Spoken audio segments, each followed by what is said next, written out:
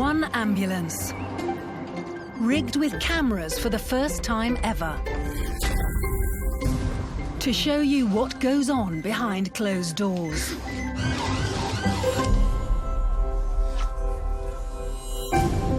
Body-mounted cameras record everything. Oh, it's going to be another 2-hour session of wearing the man bra. Hello, you okay? Am I turned up? Oh, no, I'm not. No, I'm not. Apparently it's going to be a fisheye lens on us and it'll make your face look even fatter than it is. Where's the button, Jamie? It's there. We'll reveal what it's really like So where are you hurting? to be a paramedic. Hello there, Lawrence. Do you know what? High five, yeah, well done, love. We're with the West Midlands Ambulance Service. We get life, we get death. We have a bit of everything. As they deal with 3,000 emergency calls each day. We're not in the Bronx. Yes! And it's red one, let's go. Blue light. Taking you right to the heart of the action. You comfy there? Not really. All right. That's the worst bit over. All right.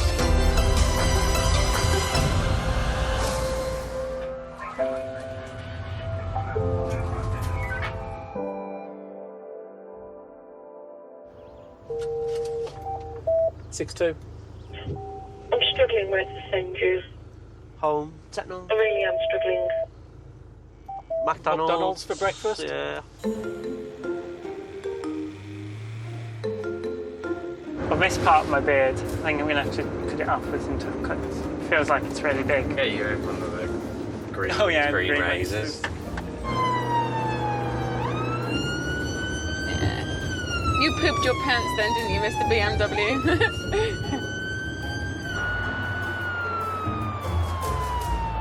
My nan said to me the one day, and normally she's like your nan and granddad, really traditional, and she said to me, 2 women got married yesterday, and I knew straight away what she meant. I was like, well, women have been getting married to each other for a long time, but it's legal now. It's not like a civil partnership, it's actually legal. Oh, she says, well, anyway, I've been thinking about it, and she clearly had put a lot of thought into how it was going to affect her. And she says, if it's good enough for Elton John, it's good enough for me. And they went back to what she was doing. Right, okay. Love it. Love it.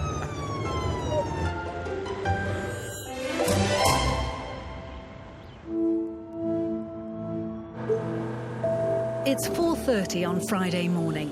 Hannah Simpkins and Mike Arrowsmith are on the night shift. 2.5 hours. We can do this.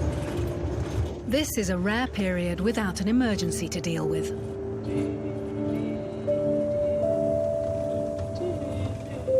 But at 4:45, they get a call. Job number 405. What's a 45-year-old male that had a kidney stone operation on Wednesday.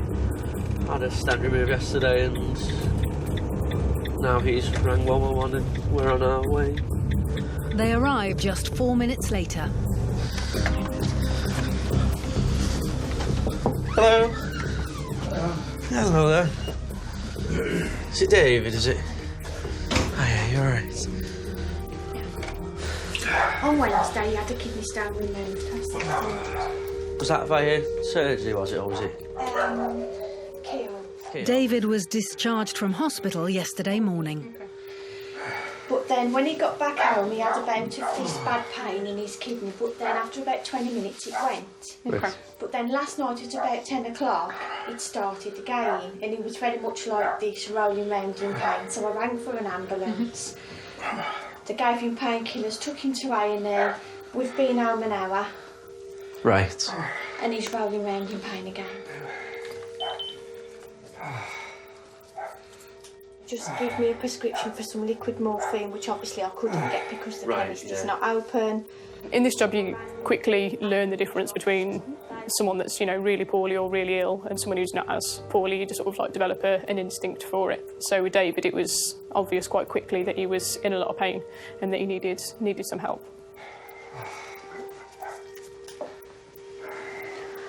Whereabouts have you got pain at the moment, David? Yeah. On that side. Is that the side that you had the stone? Yeah? Okay. Does it feel similar to when you had the pain the last few times? Okay. David suffered from kidney stones for over 2 years. We'll do some checks on you and that then. We'll get you sorted. So was your pain free when you left the hospital then? Yeah. Now it's come back. Have you passported tonight? Yeah. Everything all there? No. No? In what way? Blood in it. Was it bright red? Yeah. Blood in urine often happens with kidney stones, but it can also be a sign of a kidney infection. Yeah, it's all right. Is that pain starting to ease? No. Is it still the same? Is it a constant pain that's there all the time, yeah? Did you have Entonox when the first ambulance came? The gas and air, did it work? No. No. Does this light come on? Is that all right? Let's put that on. Oh, lovely.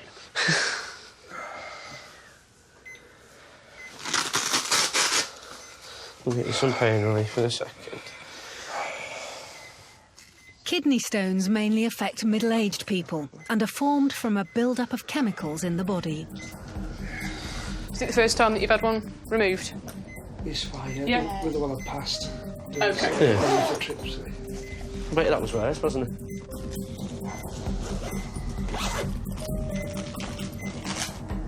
This isn't the best vein in the world, David, all right? So I'm going to have a go on this one. If this doesn't work, we're just going to take you straight up, all right? Because there's no point in waving around, OK? Nice and still for me. OK, disrupt that circulation. Sharp scratch.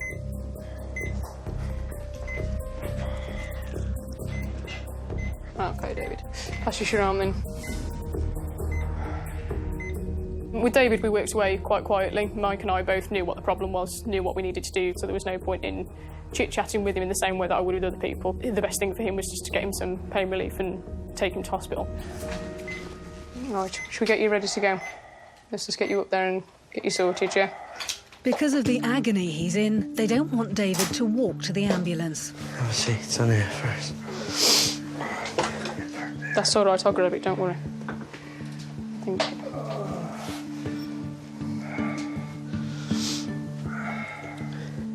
Yeah, do you want to hold on to me?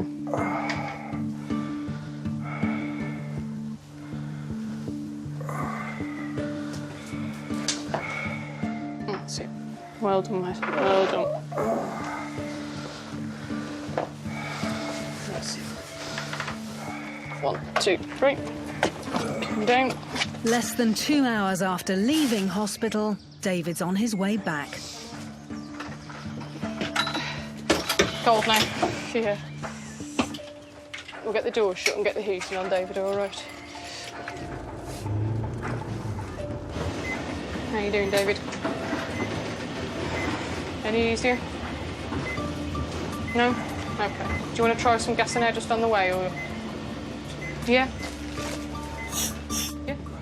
David uses the gas and air for a few minutes, but just like earlier in the night, it makes no difference to his pain. Mike, just stop in here so I can give you some more morphine in a second, mate. Right, let's pass your arm again, David. Keep breathing your Entonox if you want to, mate.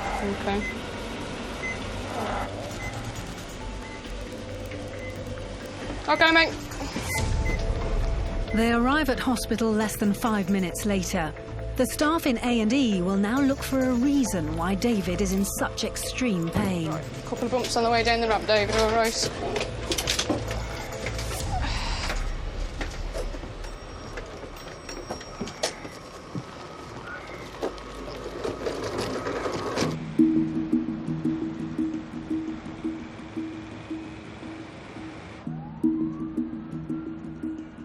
Michelle McNulty and Simon Little are on the day shift. A male of 65, don't know who he's called, but apparently he's having a stroke. He's got slurred speech, however he is diabetic. Chicken licking. That's what we're going to, chicken licking. We'll get some chicken. We'll get some chicken. Inside the takeaway, Clive has collapsed.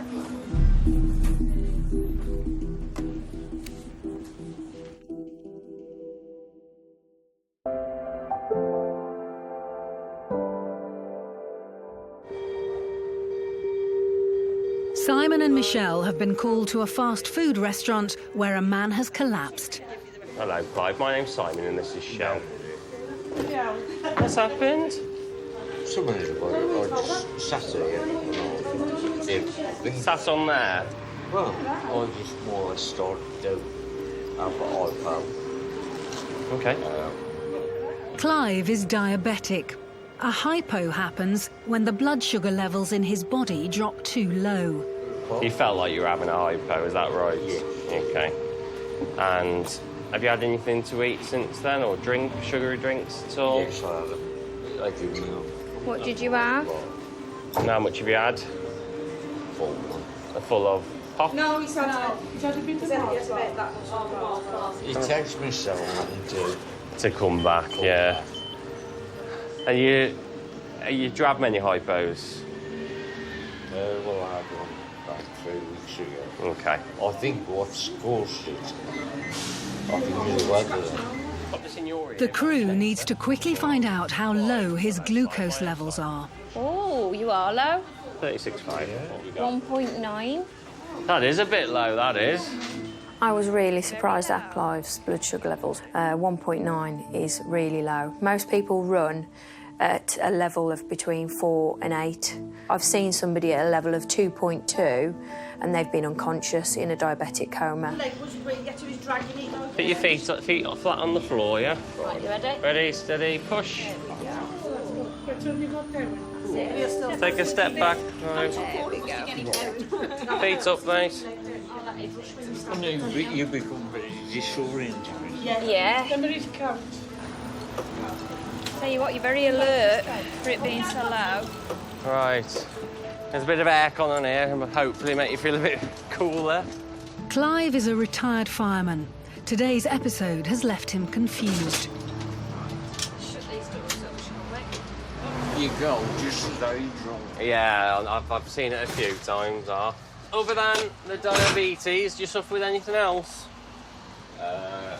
They do check me out for... Hang on. Or angina. There's one or two things. Go on then, you tell us what they are. No, it'll come to you. It'll come to you, just a bit confused at the minute. Do you feel sick at all? No. No? Do you fancy having having some sugar? having some of this sugary gel that we've got? Yeah. Yeah. Oh, look at it. Oh, good. I'll do, yeah. Hold it with your hand, young man. You got it? Let's have some of that then. Finish. Give it a good squeeze, good suckeroo. Well done, Clive. The glucose gel should slowly bring up Clive's blood sugars and stop his confusion. You can feel yourself. Going. Going. Did you feel it today, that you were going? Yeah. And you had nothing to... Somewhat. Sometimes you give warning out. Sometimes you don't. Yeah. Do you have them very often then? Well, I have to watch myself because I'm on my own. Yeah. What kind of figure are you at, like, during the day? Around about 10 at least. So you are really low then? Come on, and get all this in you. And then we'll see your blood sugars in a few minutes' time. Attacks like these have plagued Clive for the last 30 years. You know, since I've had this, it cost me my marriage, my driving licence, my job. Yeah. No, that was the last resort when they took my licence off. So it's restricted you a lot then? Yes. Yeah. After 2 doses of glucose gel, Clive's starting to show positive signs. They were 1.9 when we got to you and you'd already had some Mars bar, so they must have been really low. But they're 3.2 now, so they're coming up Could be slowly. doing getting you some carbs. Not really. You've got to remember though, Clive, eat and drink. After an hour and a half, Clive's blood sugars are finally back to where they should be, and Simon is happy to let him leave. Do you have a little walk around? Yeah. You'll be all right? Yeah, I think so. Yeah. Well, I'm going to have a sit in there and have a cup of tea. Oh, good on you. Let's go for a little wander, go get you a cup of tea. Simon and Michelle are straight out on another call, but they're still surprised that Clive had remained conscious during such a serious diabetic attack. You can't rush these things. No. I mean, It all takes time. if it takes time and it's not... He needs to absorb it. Yeah. Get around the system. Can't believe how alert he was for how low it was. Yeah. Can you? Have you ever seen it with that alert? No, someone of that low before, I was like, they were fitting, or when they fit, because they're shaking basically, the whole of their body to try and get any sugar out.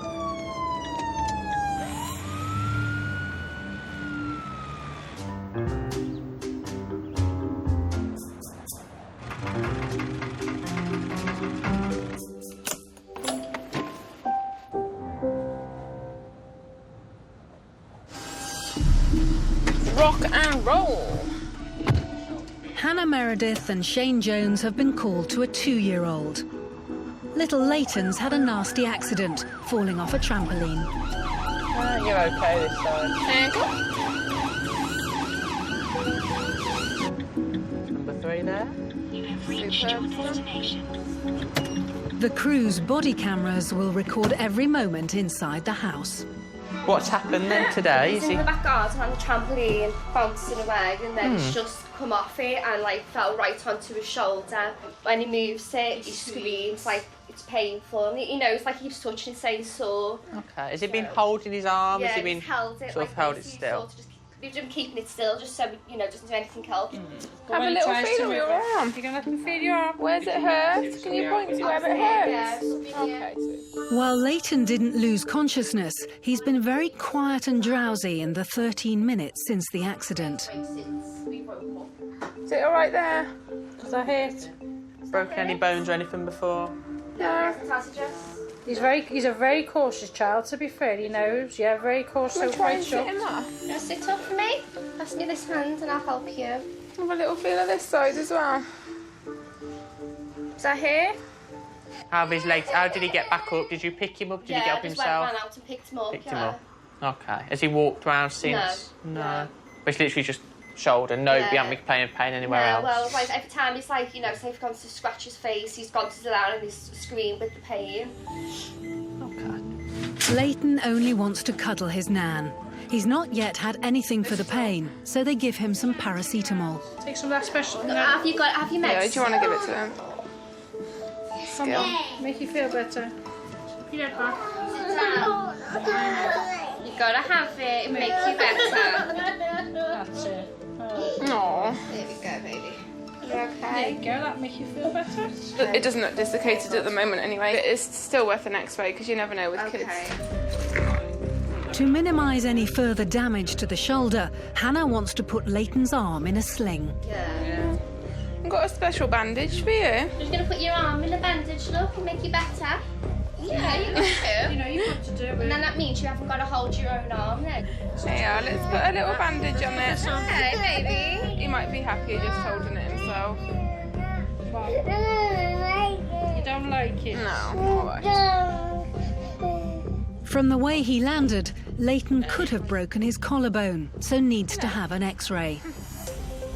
On the ambulance, Shane tries to keep him occupied. Look, do you want to play with it? Just press that, look. Press that button.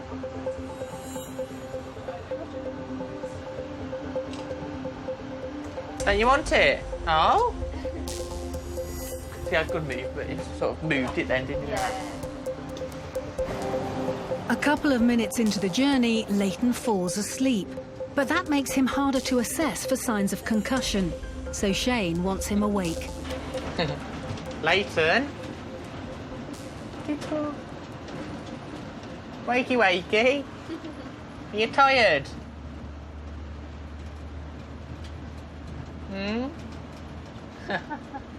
The only way to keep him awake is constant entertainment.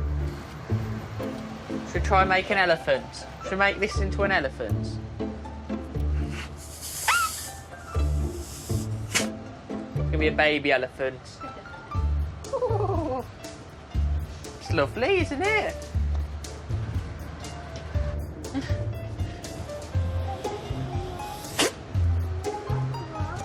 Another one now. Look, this is Mummy Elephant. This is. It's a hand. Oh, you're very clever, aren't you? Right, there we are. Hello. Hello, Mr. Glove.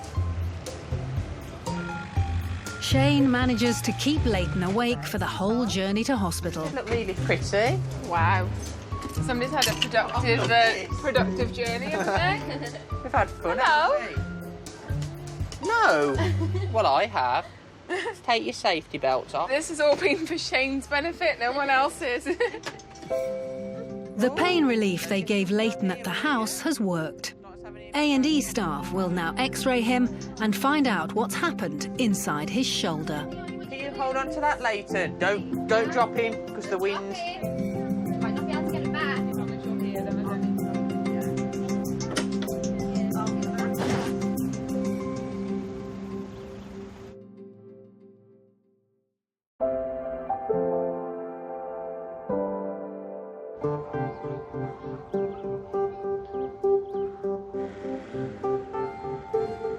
A lot of people tend to ring 111 instead of 999 because they realise themselves that they don't actually need an ambulance and therefore just want some other kind of treatment or some advice or something like that. Unfortunately, the way the system works sometimes is that you end up with an ambulance anyway. Talking to someone over the phone is not the same as sort of seeing them in person. You can only go on what the person says, so therefore you're always going to err on the side of caution. A lot of people knowingly abuse the ambulance service. Yeah, definitely. And they think it's just them that's doing it, so it doesn't matter if they use an ambulance as a taxi because it's only them that's doing it, but it's not, is it? No. The NHS is also at a breaking point, isn't it? It can't sustain the amount of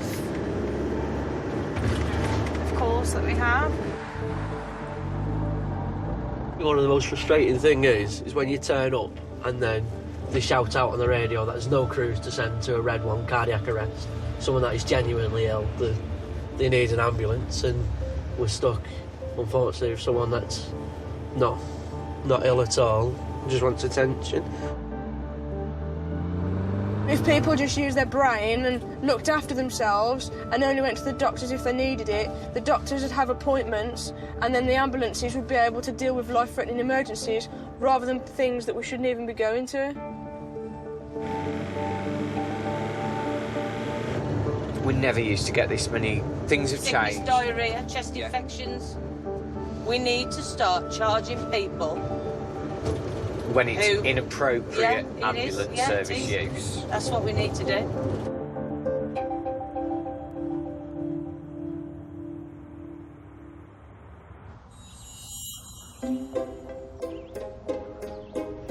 No, I'm not Michelle McNulty. I have an acting name. Oh, okay. Yeah. Kitty Kapow. Kitty Kapow. Kitty Kapow, 24 years of age. It's early afternoon. Hannah Simpkins is on shift with Michelle McNulty. Before this job, Michelle spent 10 years in the RAF. In the 6 months she's been on the ambulance, one of her most challenging cases was her first cardiac arrest. It came through at Lloyd's Bank, Bloxwich High Street, and I just remember getting there and just being like, wow, I don't know what I'm doing. But thankfully we had, well, another crew turned up. There were about 4 coppers there who could help out with chest compressions and stuff. I was ready to go, but then they called it in the back. Oh, really? Yeah, because we worked on her for 40 minutes. Oh, okay.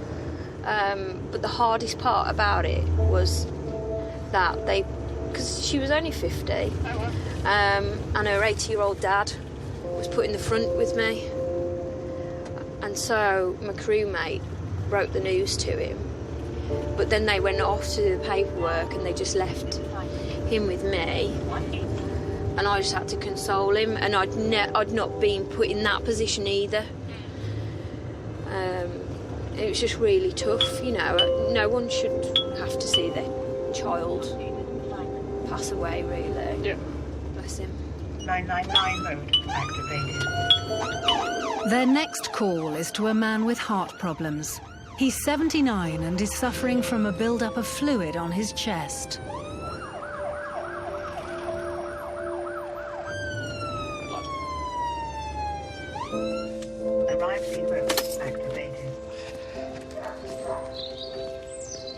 Just in there on the left. Great, thank you very much.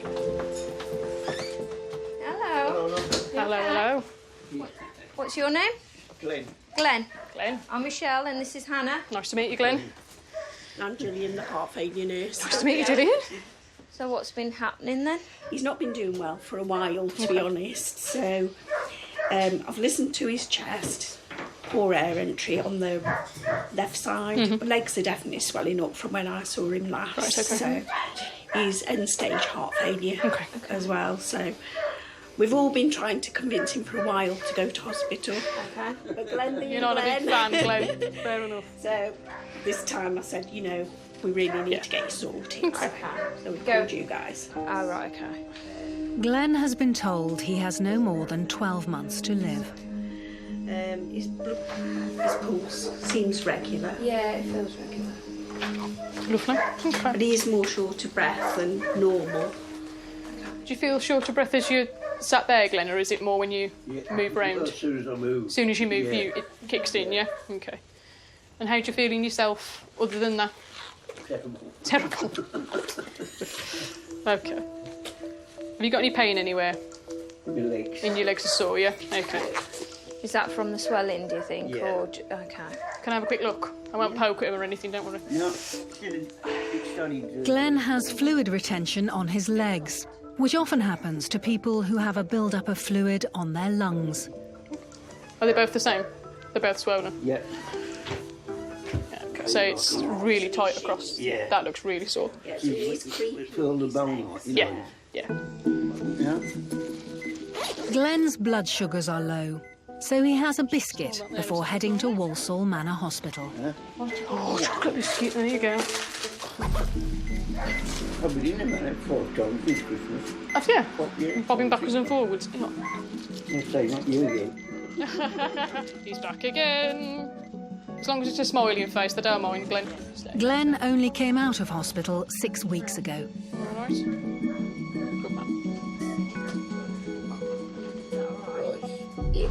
Right then, Glenn. A little bit of a bump up the ramp, all right. Glenn's blood pressure was a little low inside the house. There we go. That's your chair on the left-hand side there. So Michelle wants to check it again before starting the journey. RAF. Yeah. Was you in? Yeah. No. Okay. I swear you can just smell other people that were in the RAF. He's got it on his She's arm. like, every time, she's like... It says "In the RAF on his arm." Whatever. You can sense, you've got like spider senses, you have, mate. What did you do, Glenn? But butcher. A butcher? Yeah. In the RAF? Yeah, I was the first one to be a butcher in the RAF. Really? Yeah. Awesome. No way. 1955. That's quite a nice little claim to be able to make, though, isn't it? That you were the first butcher. Yeah. It was you at Shrewsbury. I did training at Shawbury. Despite having chronic heart failure, Glenn's only had 1 heart attack, and that was 20 years ago. But in the last 6 months, he's got progressively worse. Last year I was fine as a fiddle. I was cutting the lawns, Oh, I was really? going abroad and everything. Where did you used to like to go? Turkey. It's very nice. Yeah, I love it there. We've been through 24 times. 25? Look at it, heck. That's got to be some sort of record, that is, isn't it? Right, let's go. Glenn's heart problems mean he can no longer fly. So where were you based then, Glenn? Started off Bridge North, Yeah. Ainsworth, Yeah. Watton, Norfolk. Yeah. I was there most of the time. So what did you do when you left? Did you do butchery as Yeah, well? butchering, yeah. And how long did you do that for? 50 years. Really? Yeah. Wow. So what's your favourite meat? Lamb. Lamb. Yeah. It's lovely, isn't it? So do you do the cooking of it then? Yeah, I used to, yeah. Linda and Glenn have been married for 15 years. They got together soon after Linda had spent a long time in hospital herself. Really cool, was you? Glenn looks after you now. You can't look after me now because I look after you now. The staff in A&E will scan Glenn's chest to see just how much fluid is there. How are we doing? All right. Do you want to have a little walk down for me first? I would love. See, you can tell you're a pro at this. We'll come and grab you in a minute, all right? Happy, mate? Yep.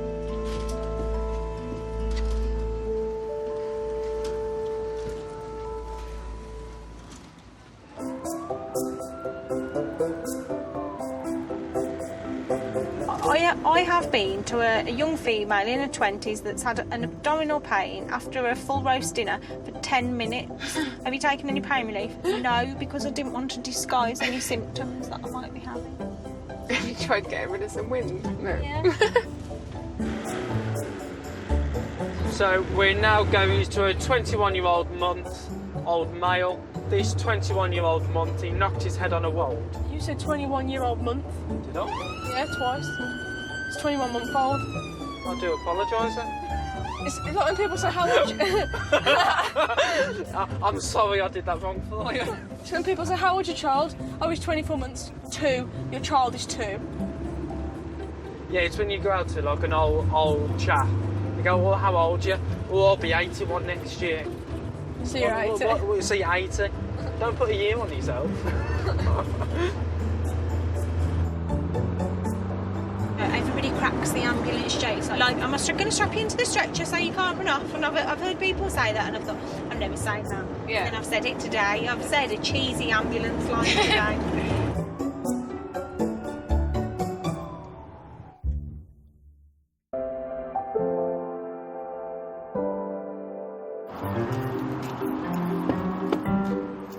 It's 11 a.m. Loz Horrobin and Mike Arrowsmith have just got their first emergency call of the shift. 999 activated. Loz wasn't due to work with Mike today, but there's been a rota change. Is this overtime for yourself then, or No, not? I should have been on a 2-2 today. Have you had any breakfast? No, I haven't. I'll wait till lunch. Is that classed as your breakfast then? Well, it's a protein shake. Ah, yeah. Because normally I have like a cereal bar or something, or some Weetabix, but it doesn't fill me up. Yeah. So I've been having like a cereal bar and a protein shake, or like a banana and a protein shake. Oh, does it tend to fill you up then, the protein shake? Not too bad. They've been called to a walk-in centre where a man has an abnormally slow heart rate. What's the big update? Arrive road activated. Heart rate 29. Unreadable. I don't No, neither do I. A slow heart rate, known as bradycardia, is usually between 40 and 60 beats per minute in a normal adult. Is it Clifford? Yeah. That's it. Hello, I'm Loz. This is Mike. It is. He's come in with a 10-day history of having fits. He knows aware that it comes on, glazes over, and then his whole body's shaking uncontrollably. That's for about 15 seconds. He knows, completely aware through all this, doesn't fall to the floor. He kind of deep breathes out, and it regulates it, he stops. Yeah. We're concerned because he's completely bradycardic. That's how he's been all along. 33. At 33 beats a minute, you'd expect Clifford's heart rate to be irregular. But strangely, it's not, meaning it's the same as a top-class endurance athlete. Okay. What we'll do, Clifford, is we'll pop your top on, pop you in this chair, and we'll whiz you down to the ambulance. We'll do another set of... You can't walk. No, I mean, don't whiz me down, you know. Just down the stairs in the chair. We'll use the lift, Clifford, don't worry. I was going to say, put a rope out there, no head. I'll give you a piggyback if you like. Honest. We'll do another set of checks on the ambulance to make sure nothing's changed, Yeah. and then we'll pop you to New Cross, okay? So how are you feeling at the minute? Do you just feel a bit generally unwell, or...? I don't feel like I normally do. Yeah. One of the symptoms of bradycardia is dizziness and fainting. But Clifford wonders if he's been having strokes. How old are you, Clifford? 76. You don't look a day over 75. Yes, you look about 15. Loz wants to do another ECG. Just keep still as you can for me, all right? Yeah. No moving, no talking. Clifford's heart rate hasn't changed. Definitely got no chest pain, Clifford. No, definitely not. No. Just in case your heart rate gets any lower or you feel poorly, we'll pop a needle in your arm so that we can give you something, all right? Yeah. People with a heart rate as slow as Clifford are at risk of sudden cardiac arrest, so Loz is treating this as a full emergency. Might pop the lights on. Yeah. Just going to go across your waist there, matey. Stop you running off. Mike's driving, so we've got to pass the new I didn't really want to tell him that. Loz wants the hospital to be ready for them.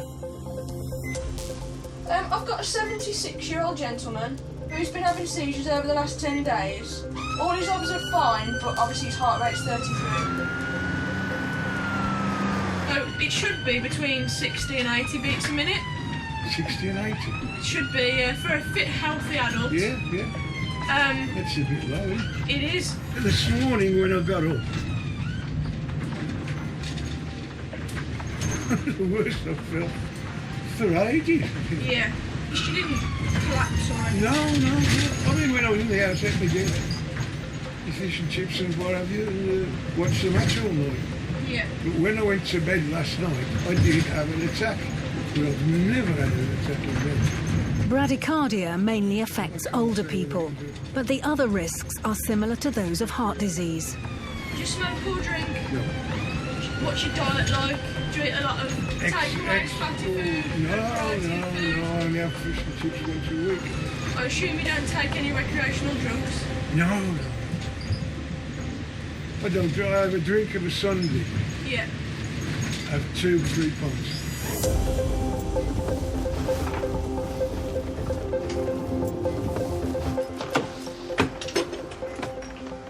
I'll give you 9 out of 10. 9 being bad or 9 being good? That's for you to work out. Clifford needs a full investigation by the cardiac doctors to find out what's causing his dangerously low heart rate.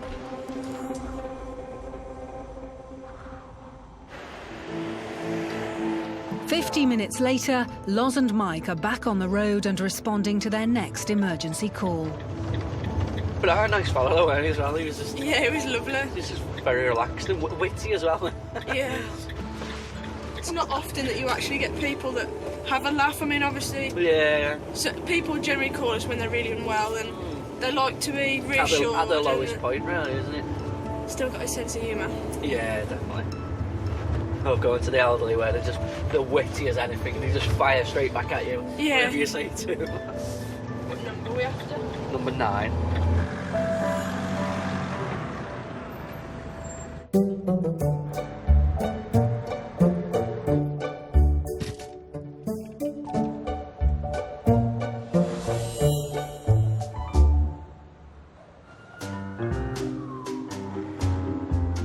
Simon Little and Michelle McNulty are at the start of another day shift.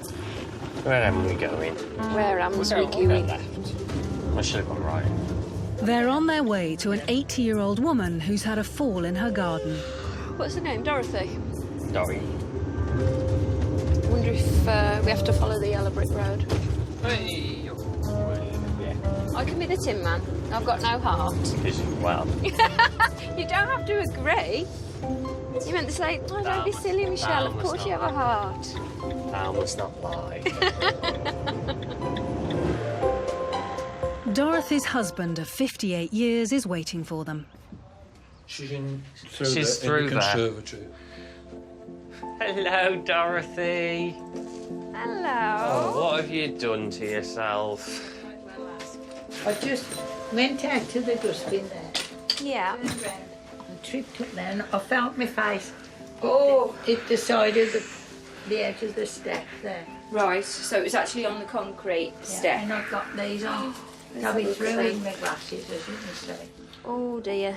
So is it the glasses that's hit your face, or is it like the step? Well, the whole step, because I felt the whole lot. It came like that. Yeah. It crossed my face like that. Dorothy, is it just your face and your leg, or is there anywhere else that you're hurting? No, I think I was to try to save myself. So you've put your arm out? Dorothy's husband Brian rang 111 after she fell, but the advisors decided her injuries called for an ambulance. It hurts me there, isn't it? It's hurting you there. your Let's have wrist it. as well. So you've banged it there, haven't you? Okay. So does it hurt anywhere? Just there. As you're pressing it? Just here. Just in there? It's full, the beauty. Oh, don't be daft. I can still see a twinkle in that eye. He's a charmer. Brian and Dorothy first met in their early 20s. They worked at the same engineering firm for 25 years before retiring. They look after each other really well. And I think Dorothy was really embarrassed by the fact that she'd just tripped down the step as she was putting the bin out. And I think Brian felt a little bit guilty because he hadn't done it for her, you know. How big was the cup? I thought it was Okay, well, it's an inch long. yeah, just about an inch and a half. Could this be handled at the doctor's? It needs to be closed. Plus, I think, considering her wrist and the bump to your noggin, it's worth being seen at the hospital. As we get older, and we tend to have a higher pain threshold and may not notice certain things, some damage, not just to the tissues, but to the bones. So we'll get 2 birds with 1 stone. I'll keep an eye on that. They might want to x-ray your wrist. Your skin's quite frail, isn't it? Yeah. It's my age, you see, I'm wearing out. She was 80 last month. Was you really? Oh, gosh. Congratulations. Oh, no, look what I'm doing to myself. This is one way to celebrate. Well, Dorothy, it'll teach you for putting things in the bin. Yeah. Make him do it next time. We're going out to the bin again, and that was it.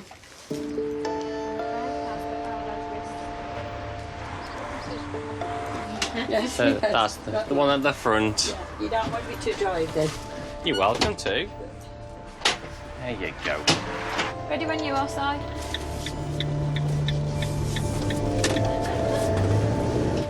I think that we will. Does your training take? I'm actually a student paramedic. But it's good to know you're doing something worthwhile, which Yes. you are. Yes. We're grateful to you for it. Oh, you're welcome. That's what we're here for. As a couple, they were just lovely together, and just so grateful to Si and I, just for the little things that we did. A lot of the time with old people is they think that they can just get on with it. They don't want to be a hindrance or a burden to anybody. It's just their mentality, because they've just been brought up, you know, to just get on with things, really. Right, sir, are you able to hop off first for me? Just the ramp, all right. All right. Hey, Sean, thanks for coming. No worries, not a problem. So I was going to catch you. Yeah. Come on. You'd have a shock if I ran down. Although the Scottish in me might do that and then pass you on. Just wondering.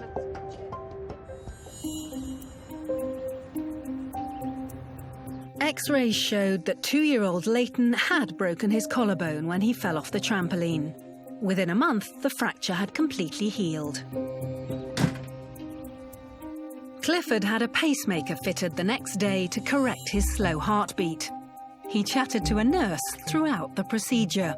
He's now feeling a lot better. Clive soon suffered another, more serious hypoglycemic attack. This time he was at home alone. He fell into a diabetic coma and died. It was just 5 days since Michelle and Simon had seen him.